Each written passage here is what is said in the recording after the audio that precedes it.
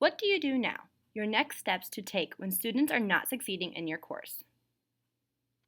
I have created a module for third grade students to study and analyze geometric figures.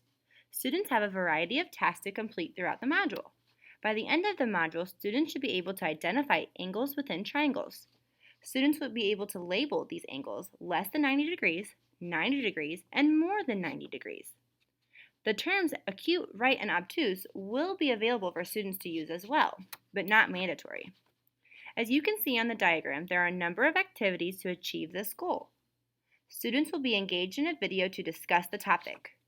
Students will move on to a working video where students will have a problem in which to complete. Then the video will go on to the answer for the problem. Students will move on to a few interactive games. Finally, students will have a Google form to complete. Okay, so now that you have some background on the course, now you will review participation and grading at the halfway point of your course. Say you notice 2 students rarely participate in the course activities. When they do participate, most of their results are below average. Let's start by taking some steps and talking about the steps that we will take to analyze the data first. I have already looked at the amount of participation this group has participated in. I noticed the 2 who have not participated as much as the others. Therefore, I continue to look through their scores. I noticed their scores were much lower than the average.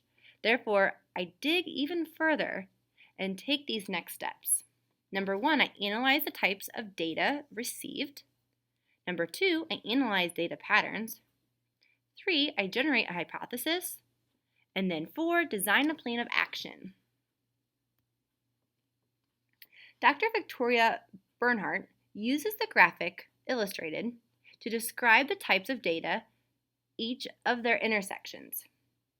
This module provides additional support for educators who are beginning to examine the types of data to collect and analyze. Different types of data should be collected to evaluate and gather many different types, making your instruction more authentic. Step number 2, analyzing data patterns. The goal is to uncover patterns and relationships among the data. Look at all of the data you have collected. What patterns do you notice? Are students having misconceptions with the vocabulary? Are students having misconceptions with the ability to navigate the site?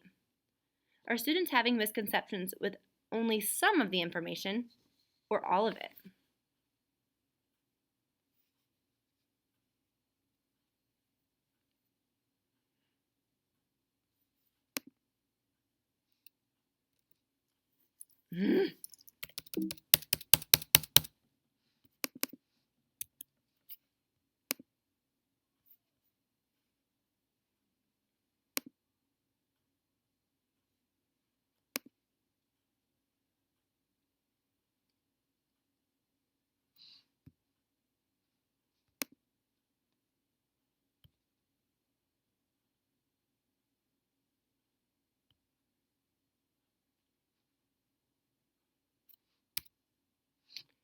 Step number 2, analyzing patterns of data.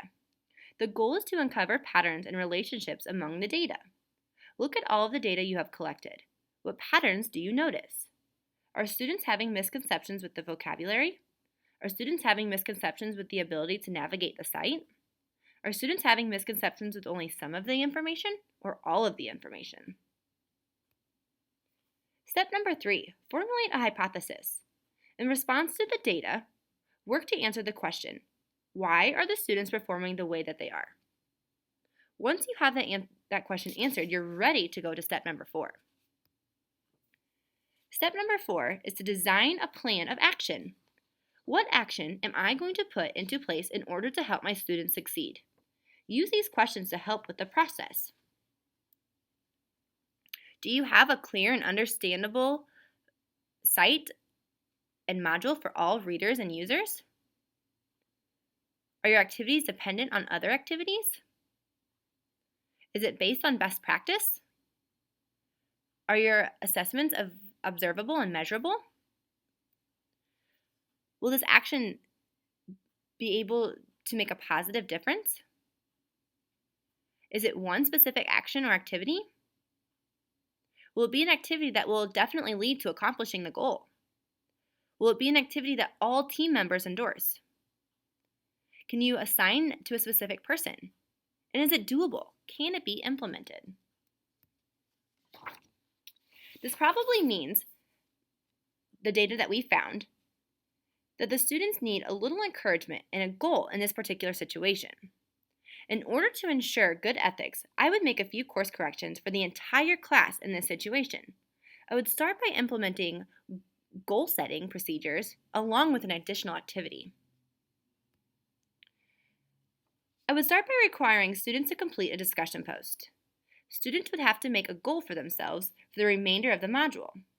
I'm going to encourage students to make a goal for how many minutes they will log to practice using the online games in order to become more fluent with the vocabulary and the information at hand.